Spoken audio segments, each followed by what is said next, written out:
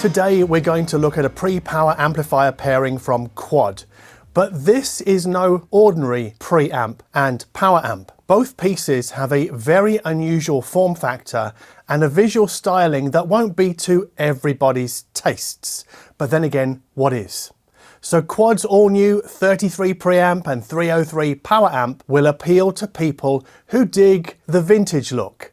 And in this video, I'm going to tell you what I like about the Quad boxes, but also what I don't like. And we will be assessing the 33 and 303's collective audible performance using music discussed in the NME, Pitchfork and Rolling Stone. This episode is brought to you by the MP200 G3 multi-source player from Germany's T+A. Click the link in the show notes for more information. But before we start, how about a classic album from 1970?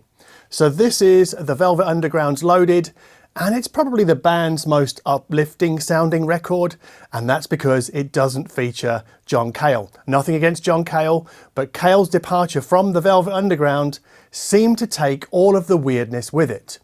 However, this version of Loaded isn't the original. It's an alternative version issued at the end of last year, and it's pressed on clear vinyl, and it features an alternative mix or a demo version of each song.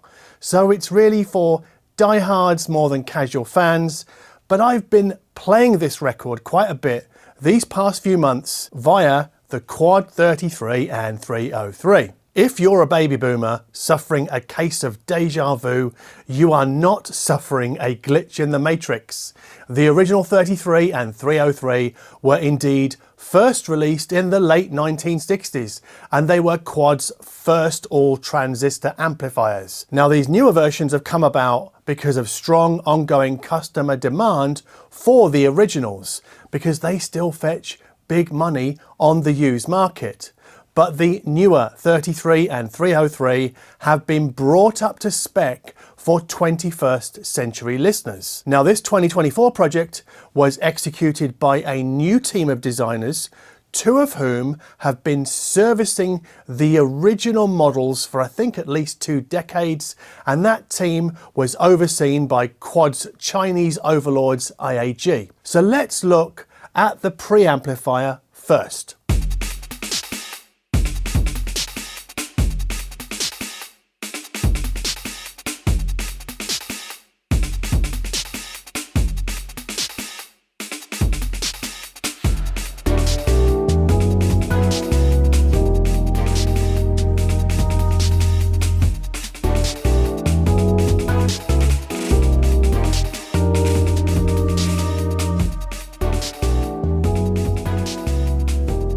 So the 33 is a compact, all-analog preamp that can be placed pretty much anywhere with ease. And I've not mentioned this concept in a while, but the 33 is definitely Kallax-Fi. It's also deceptively hefty. The 33 feels very weighty when you pick it up, and the 33 has a motorized Alps volume pot, and it dispenses with the original's DIN sockets in favor of 3 line-level RCA socketed inputs. And there's also a phono input that's switchable between MM and MC, but the MC settings are fixed and not user adjustable. But I use the balanced XLR input to connect a streaming DAC because the 33 houses no DAC of its own. It doesn't do streaming either. It is all analog. Now, my streaming DAC of choice at the moment is the Grimm MU2, but I want you to look over my left shoulder, so to the sort of the far right of the screen, because in the corner there is a black IKEA serving trolley on wheels. Now, on the top shelf of that trolley is a degritter record cleaning machine, and on the bottom shelf is a network switch and a power adapter. But in the middle, you can probably just make out a 10-inch monitor. And to that monitor's HDMI input, I have connected a Google Chromecast TV 4K, and I've done that because Roon can send now playing information to any Chromecast device. I'm talking about the video devices, not the audio devices, obviously. So the upshot of my little setup in that corner is a small screen that always tells me what's playing via Roon on the Grimm MU2, and I'll put more details about this setup in the show notes below. but I would like to thank Roon for sponsoring this video.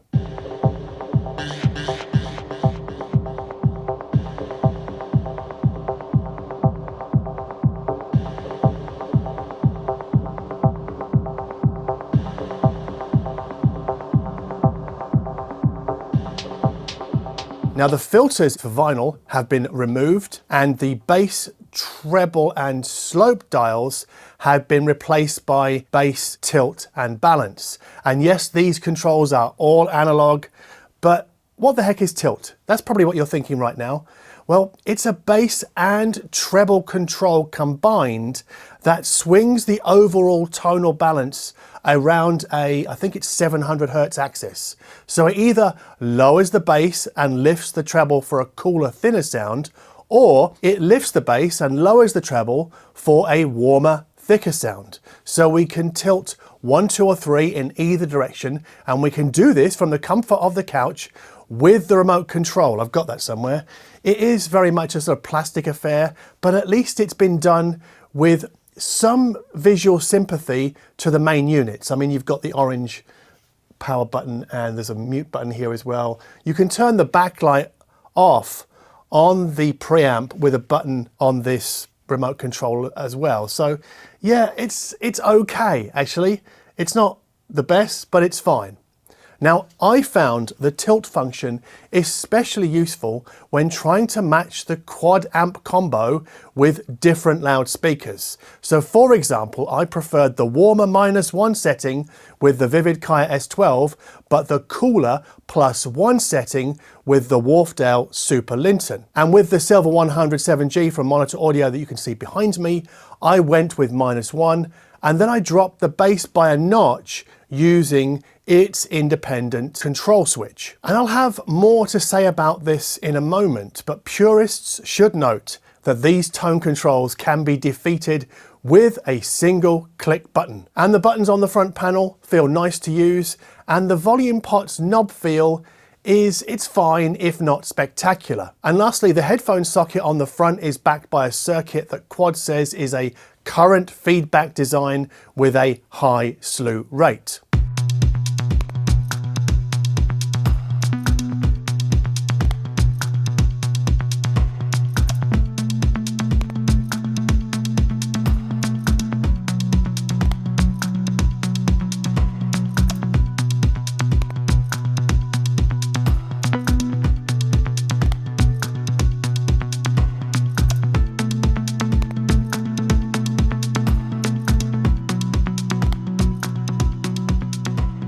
Now, the corresponding 303 power amplifier is similarly compact and hefty in its design. It's a bit like a Wombat, right? It's small, it's dense, it's heavy. And that's probably because it contains a custom toroidal transformer that helps the amp to deliver 50 watts per channel into 8 ohms or 70 watts per channel into 4 ohms.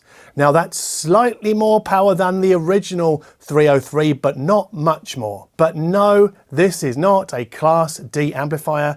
The output stage here is still Class AB, yep, just like the original. And I'm told that the circuit is a symmetrical adaptation of Peter Walker's original triple transistor design. Now, unusually, the heat sinks are on the front of the amp, but I didn't notice them giving off much heat at all during my testing. Now, I connected the 303 power amp to the 33 preamp with balanced XLR cables, but single-ended RCAs will also work. And you'll probably also need to connect the supplied remote trigger cables, right? If you want to turn the 303 on and off with the 33. And this is useful because the 303 will turn itself off automatically after seeing no signal for 15 minutes. I think that's an EU regulation now, but correct me if I'm wrong in the comments. Now, together, the Quad 33 and 303 sound solid and weighty. So macro dynamic contrasts are strong, and there's plenty of heft on offer when listening to Monolake's Studio, that's electronic music. And we get a much more robust sound from the Quad with the Wharfedale Super Linton than we get from another vintage remake, the musical Fidelity A1. But the A1 is keener with male vocal transients than the 33 and the 303. They just seem to pop a little bit more, and the quad's tone controls don't change that difference. At least that's how I hear it when listening to Robin Hitchcock's 1967, which is a collection of cover versions of songs released, you guessed it, in 1967. But yes, this musical fidelity comparison was a side-by-side comparison and not one pulled from the backside of long-term audio memory. However, when playing Luke Haynes' 21st Century Man, the quad don't seem to be the last word in top-end finesse, or I guess I'd call it wide-eyed clarity. These amps together, I think, are a little light on the finest details, and we notice this on the bass textures pulled from the Orb's Blue Room. And we also notice more reluctant microdynamics extracted from Julian Cope's Interpreter, which I think, yeah, that was his last truly great record. So I would say that the 33 and the 303 don't crisp fry player outlines in the same way that something like the NAD M23 might. And again, the quad's tone controls don't change that. Now, I've used this analogy before, and I think it works here as well. So I would see the quad as an incandescent bulb, and that would sit next to Class D's fluorescent strip light. But for me, that makes the quad better suited to speakers already in possession of a livelier top end. So I've tried the 33 and 303 with the Vivid Kaya S12 and with excellent results.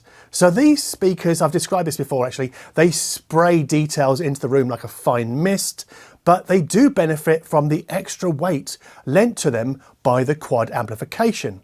But a more price appropriate speaker to come preloaded with strong microdynamic flicker is the Monitor Audio Silver 107G, what a mouthful. You can see them in green behind me.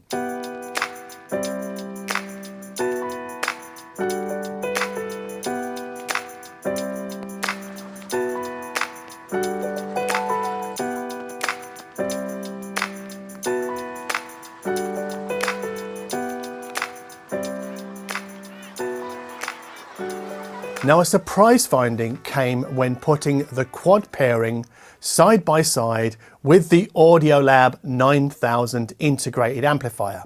So the 9000A's 100 watts per channel, its color display and internal DAC make it much more of a future Fi offering. And yet with both fed by an external DAC, the Grimm MU2, the Audiolab integrated and the quad pre-power sound more alike than different. And that more alike than different carries over to both systems' headphone outputs. And I found that really interesting. Mind you, the quad's phono stage is quite a bit better sounding than the 9000A's MM-only circuit. In fact, yeah, it's a major step up actually. I love the sound of vinyl through the quad preamp, but less so through the Audiolab integrated. But let's talk money here. So the Audiolab 9000A sells for 2,300 euros, and the quad 33 and 303 bought together go for 3,000 euros. Now, I had to step up to 2 of the 303 power amps when listening to the Orb to get more scale and drama from the quad setup with the Super Linton than the Audiolab with the Super Linton. And that extra sense of scale and drama put more noticeable daylight between the two amplifier setups when listening to Prefab Sprout's Swoon, which is it's an interesting record to nominate for scale and drama, but yeah, I just think when you've got 2 of the 303s working together, everything sounds bigger and yeah, more dramatic. But that's not surprising when we learn that a pair of 303 leapfrogs the Audiolab to give us 140 watts per channel into 8 ohms. But it also ups our quad spend to 4,500 euros, which is big money. But with 2 303 in play, its form factor, I think, really comes into its own.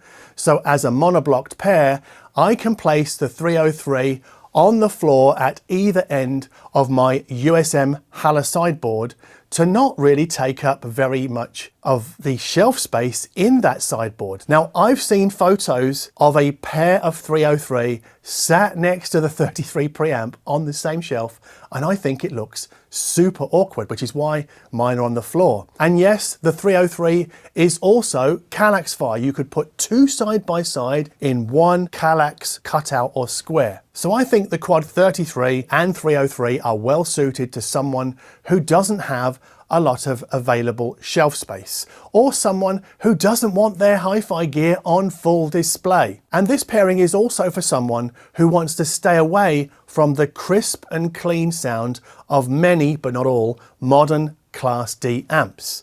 It's for someone who wants an amp system that presents as powerful but also understated.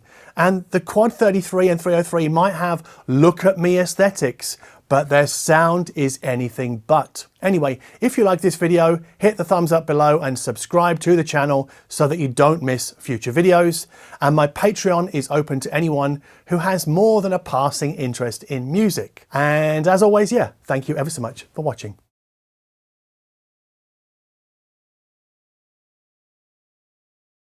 Oh, and one more thought. I'll link to Quad's website below for anyone who still has a "does it do this" type of question.